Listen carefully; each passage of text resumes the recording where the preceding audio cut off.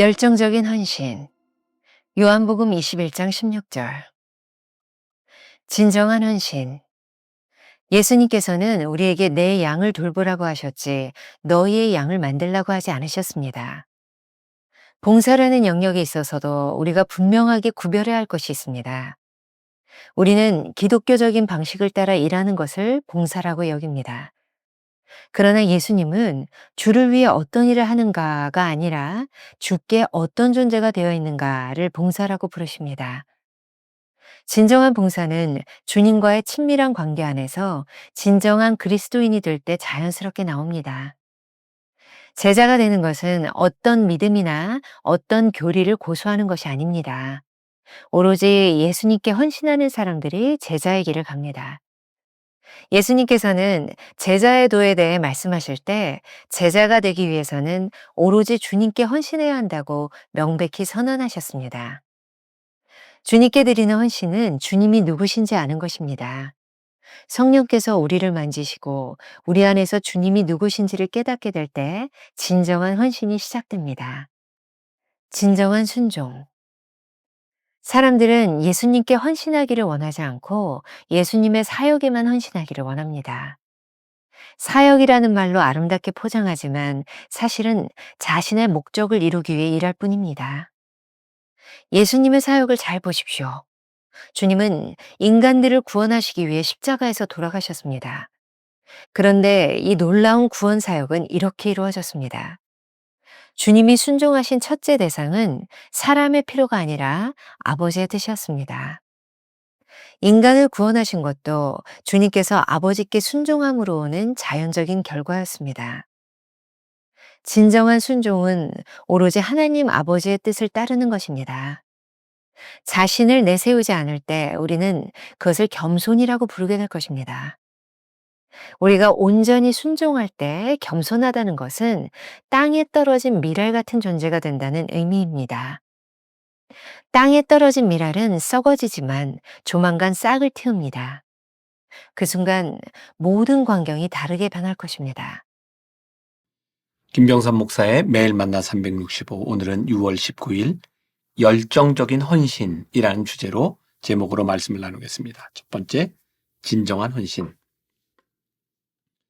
많은 교파와 교리들로 인해 갈등을 만났을 때 크리스천들은 당혹스러움을 느낍니다. 예수님께서는 우리에게 내 양을 돌보라 하셨지 너희의 양을 만들라고 하시지 않았습니다. 그럼에도 불구하고 지금의 교회들은 예수님을 믿는 사람을 만들기보다는 자신의 교파 아니면 자신의 교리를 따르는 그런 교인들을 만들려고 하는 경향이 있는 것 같습니다.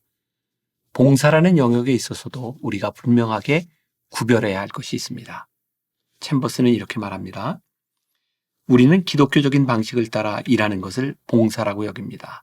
그러나 예수님은 주를 위해 어떤 일을 하는가가 아니라 주께 어떤 존재가 되어 있는가를 봉사라고 부르십니다. 여기에서 우리가 생각하는 봉사와 주님이 생각하는 봉사가 다르다는 것에 주목해 보시기 바랍니다. 진정한 봉사는 주님과의 친밀한 관계 안에서 진정한 크리스천이 될 때 자연스럽게 나옵니다. 제자가 되는 것은 어떤 믿음이나 어떤 교리를 고수하는 것이 아닙니다. 오로지 예수님께 헌신하는 사람들이 제자의 길을 갑니다. 누가복음 14장 26절을 보십시오. 무릇 내게 오는 자가 자기 부모와 처자와 형제와 자매와 더욱이 자기 목숨까지 미워하지 아니하면 능히 내 제자가 되지 못하고. 예수님께서 제자의 도에 대해 말씀하실 때 제자가 되기 위해서는 오로지 주님께 헌신해야 한다고 명백히 선언하셨습니다. 주님께 헌신한다는 근거는 무엇일까요? 주님이 누구신지 아는 것입니다. 성령께서 우리를 만지시고 우리 안에서 주님이 누구신지를 깨닫게 될 때 진정한 헌신이 시작됩니다. 크리스천 저널에서 읽은 진정한 헌신이라는 제목의 글을 여러분들과 좀 나누어 보려고 합니다. 주님께 헌신한다는 것은 이런 것이 아닐까. 자, 리처드 포스터가 쓴 지금 이 순간 우리에게 임하신 하나님의 나라라는 책에 보면 1995년 1월 16일과 17일 이틀 동안 4차례에 걸쳐 일어난 일본 고베 지진 때 한국교회의 청년 300명의 헌신과 봉사에 대한 이야기가 나옵니다. 청년들은 고베 지진 소식을 듣자마자 일본으로 갔습니다. 모든 도로가 끊겨 있고 최악의 상황이라 감히 현장으로 직접 들어갈 수 없었음에도 불구하고 고베 중심부의 양로원 하나가 별로 부서지지 않은 채 있고 그 안에 수많은 할머니와 할아버지들이 갇히다시피 지내고 있다는 소식을 듣습니다. 오사카에서 자전거 300대를 빌려 물과 우유, 화장지 등과 같은 생필품들을 싣고 자동차가 들어갈 수 없는 그것으로 힘겹게 나르기 시작했습니다. 그런데 정작 일본 청년들은 한국교회 청년들의 이런 봉사를 지켜보기만 할 뿐 어느 누구도 도와주지 않았다고 합니다.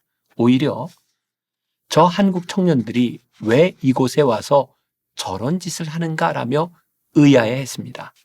얼마 지나지 않아 미국과 영국, 호주 등지에서 수많은 자원봉사자들이 와서 이 일에 동참하기 시작했습니다. 그런데 놀라운 사실은 그들 모두가 다 그리스도인들이었다는 사실입니다. 중요한 것은 그들이 무슨 행동을 했느냐가 아니라 그들이 그리스도인이었다는 사실입니다. 우리가 기억해야 될 한 줄 노트. 그리스도가 누구인지 아는 사람들의 행동이 바로 헌신입니다. 두 번째 주제, 진정한 순종. 오늘날 우리 신앙의 가장 큰 문제 중 하나는 신조를, 교리를 개인의 믿음으로 대체한 것입니다. 그러다 보니 어떤 명분에 헌신하는 사람은 많은데 실상 예수 그리스도께 헌신하는 사람은 흔치 않습니다. 챔버스가 하는 이 말을 잘 곱씹어 보시기 바랍니다. 사람들은 예수님께 헌신하기를 원하지 않고 예수님의 사역에만 헌신하기를 원합니다. 사역이라는 말로 아름답게 포장하지만 사실은 자신의 목적을 이루기 위해 일할 뿐입니다. 이에 관련해서 2월 10일자 묵상에서 이미 우상이 된 사역의 위험성에 대해 경고한 적이 있습니다. 다시 한번 여러분들이 확인해도 좋을 것 같습니다. 오스왈드 챔버스의 기독교의 진리에 보면 이런 내용이 나옵니다. 읽어드릴게요. 종종 사역이 우상이 되어 당신을 사로잡는 경우가 있습니다. 혹시 이 사역은 반드시 내가 성취하고 말 테야 라고 다짐했습니까? 그렇다면 하나님은 그 사역에 함께하지 않으실 뿐 아니라 그 사역을 통해 당신의 영혼은 해를 입게 될 것입니다. 그러나 하나님의 부르심을 받고 그분을 사랑함으로 사역하면 어떠한 상황에서도 하나님의 임재를 확신하며 평안할 것입니다. 많은 사역자들이 하나님을 예배하기보다 자신들의 사역을 예배합니다. 그러나 참된 사역자가 가져야 할 한 가지는 하나님과의 교통입니다. 이를 위해서는 말씀과 기도를 통해 예수 그리스도의 복음에 집중해야 합니다. 사역자는 먼저 자신의 모든 영역에서 예배자로 자유를 누릴 수 있어야 합니다. 사역의 동기는 예수님을 향한 충성이어야 합니다. 사역이 우상이 되지 않도록 늘 깨어 있으십시오. 예수님의 사역을 잘 보시기 바랍니다. 주님은 인간들을 구원하시기 위해 십자가에서 돌아가셨습니다. 그런데 이 놀라운 구원 사역이 어떻게 이루어졌는지 아십니까? 챔버스는 이렇게 말합니다. 주님이 순종하신 첫째 대상은 사람의 필요가 아니라 하나님의 뜻이었습니다. 인간을 구원하신 것도 주님께서 아버지께 순종함으로 오는 자연적인 결과였습니다. 아주 놀라운 통찰이라고 생각합니다. 진정한 순종은 우리가 이루고자 하는 목적에서 시작되는 것이 아니라 오로지 하나님 아버지의 뜻을 따르는 것입니다. 만일 우리가 어떤 명분에 헌신한다면 금방 지칠지도 모릅니다. 다른 사람에 대한 사랑으로 헌신한다고 해도 흔들리고 실망할 수 있습니다. 우리가 누군가를 사랑할 때도 오로지 주님을 향한 헌신에 기초해야 합니다.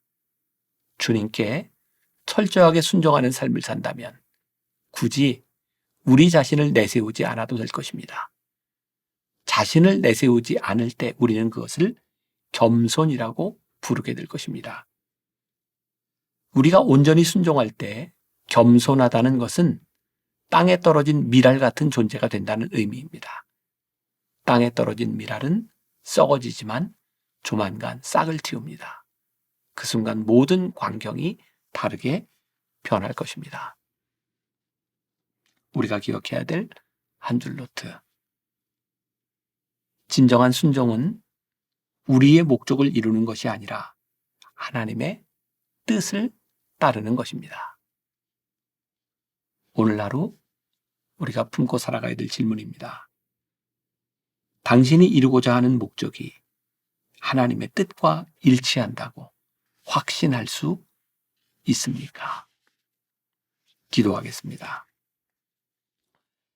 오늘 말씀을 통해 우리들에게 진정한 헌신이 무엇인지, 하나님의 일을 한다는 사역이 무엇인지를 우리들에게 구별하게 하셨습니다.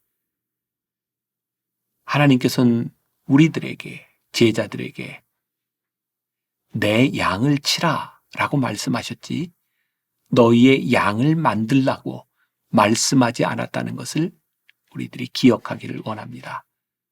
내 목적을 이루는 것, 내 열심이 아니라 끝까지 하나님의 뜻에 순종하며 하나님의 마음을 따라 살아가기 위하여 분별할 줄 아는 그런 믿음의 사람들 되게 하여 주옵소서.